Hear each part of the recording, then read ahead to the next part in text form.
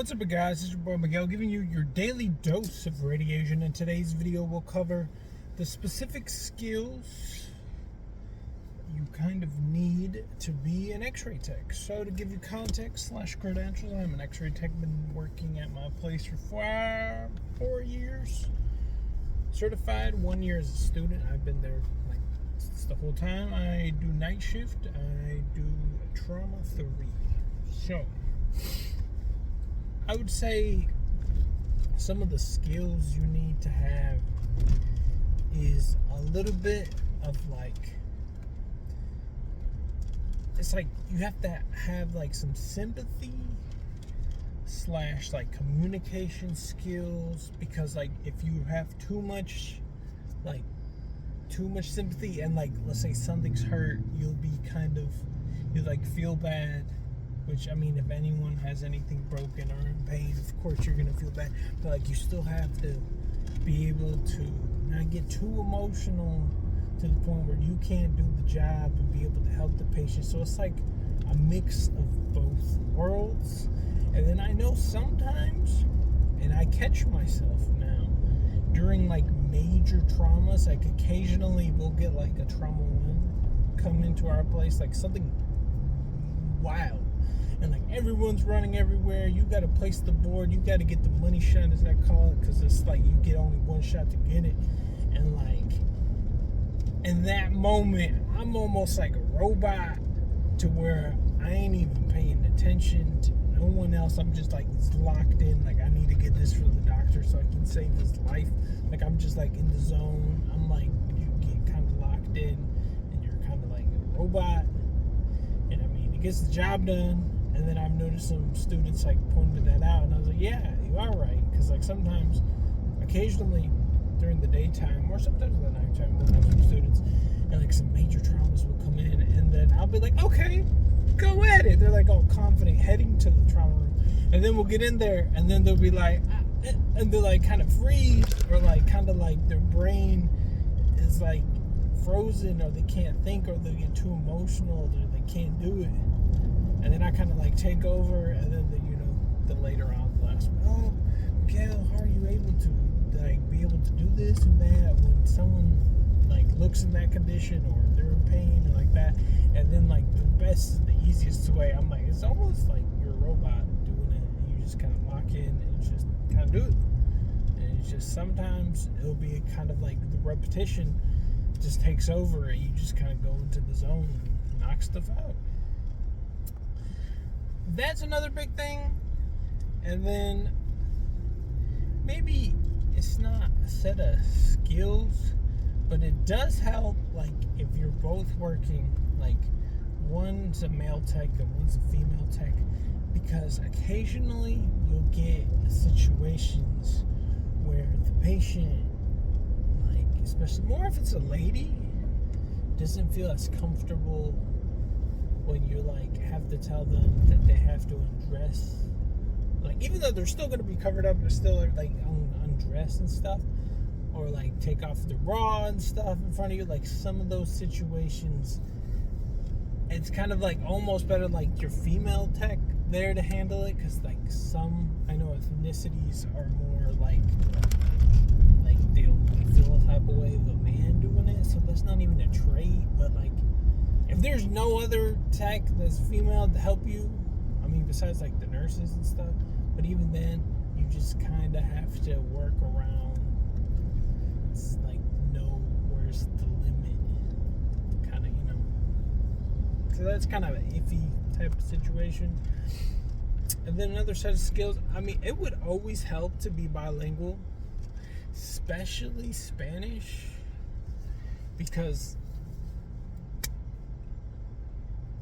English is the number one in America, and the number one, we can say, English.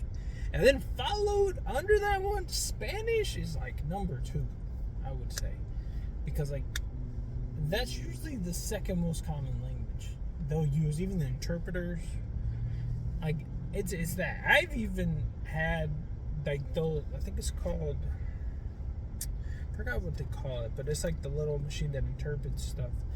And they were one time translating, and I asked them a question when it was slow, and I was what's like the second most common? And he said Spanish, and I was like, okay, that's interesting.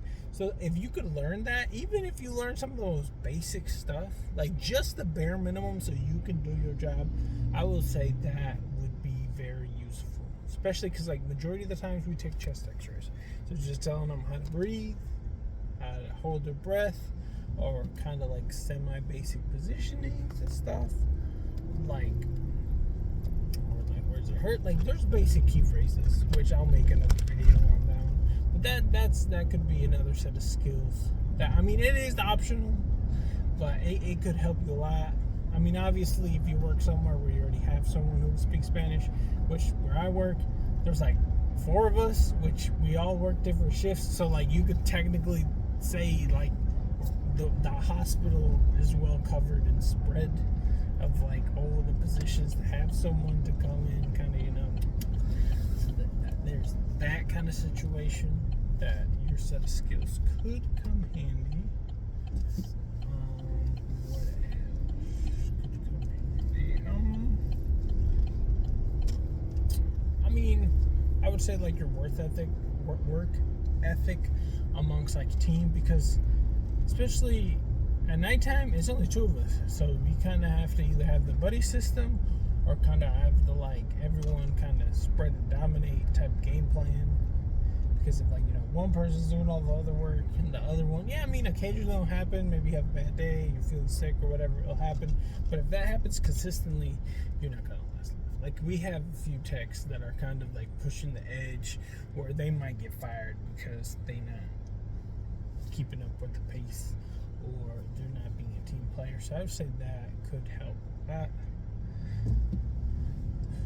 And then you have like another one would be like consistency and like showing up to work, because like there's people who call in a lot. I don't keep up with like the drama that happens at work, because I'm just locked into work and make money and stuff like that. But there's people, I've been told like by my manager, that they're like, oh, so and so called in again, blah blah blah blah blah. Keep on calling in sick. They keep on da da da da. And I'm like, dang, really? Like, yeah, they're like pushing the brim of they may not have a job because they constantly do it. And I was like, oh, dang. Like amongst like the 5 years I've been here, I've only maybe three times called in, and it was like because of my kids and stuff. They were sick, so there's that stuff going on. What other set of skills I would say? I mean, another one that would be mainly once you become an actual certified tech is like having, like being able to teach the skill, especially if you work with somewhere where the students are coming to learn, kind of like being able to have like some patience, having to be able to like communicate them how to like the best way to be able to perform exams and stuff like that, how to show them without, you know, frightening the patients, like, because like there's sometimes it's mainly when it's like super like something's broken and like the patient's in pain, and like maybe that's not like the best teaching moment. So some of those like skills you'll learn, like, hey, this one, let me just, you know, take over and do it, because this isn't exactly the ideal situation, because look at the patient, he's not exactly in good, he's not doing too good. So certain times you may have to set the boundaries of what, like when you should be able to what's called comp, or, you know, certain skills to, you know, communicate, because there's people who come in who just like, I was a student, everyone was mean to me, I'm gonna be mean to everyone, and I'm like, that's kind of messed up. Especially me, I loved every single of my techs I've learned, and I learned, especially where I work, I've learned so much from my veterans. Even now, being a certified tech, I still learn stuff from veteran techs about like job place. So I would say having a decent level of like relationship with the older techs could help, especially if you come in as a student.